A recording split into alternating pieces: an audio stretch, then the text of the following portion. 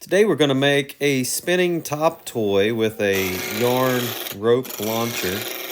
I'm just rounded this out with a roughing gouge, and then I put a couple dovetails in there for my chucks so that I can make two different pieces. Use a parting tool, and then I saw it off with a crosscut saw.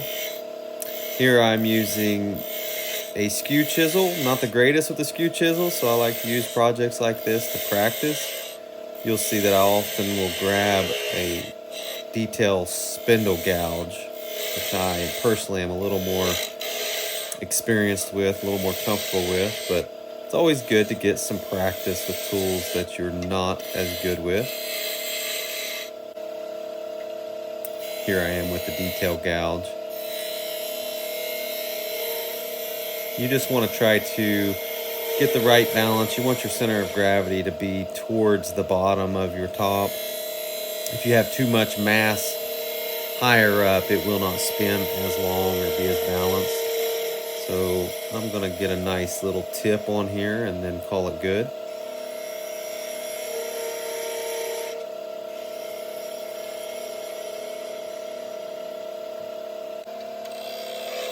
Here I'm just making sure the outside is perfectly balanced.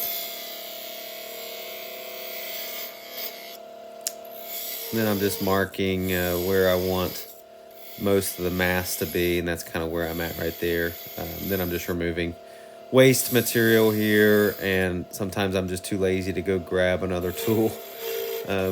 Probably a bigger parting gouge, beading and parting tool, one of those that are, a quarter to half an inch, would be a really good tool to remove this waste.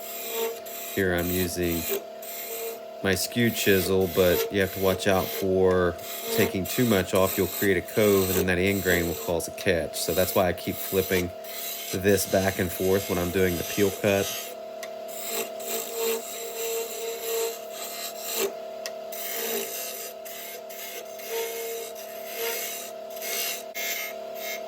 Here I am, just trying to make this nice and smooth, developing a shape here.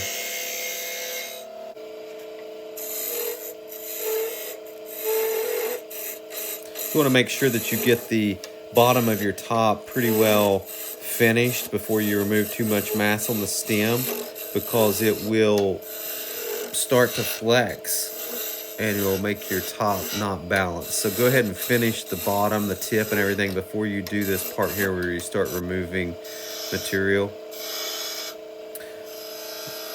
And with my design, I like to create a cove right here, and this will be where I would wrap the yarn.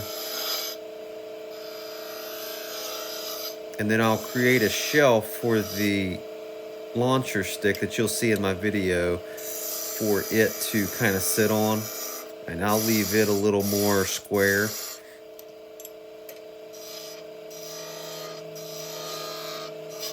There I had a minor little catch with the detail gouge. You gotta be careful when you're starting those cuts because you have no bevel support to help ride the cut. And now I'm just removing mass again.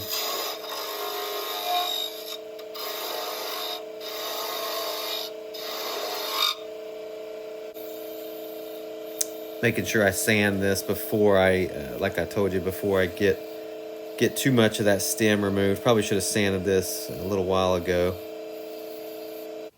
It really didn't require much. And here I'm just putting on some tung oil and shellac mixture. So this is a food safe type finish in case a kid did decide to chew on it.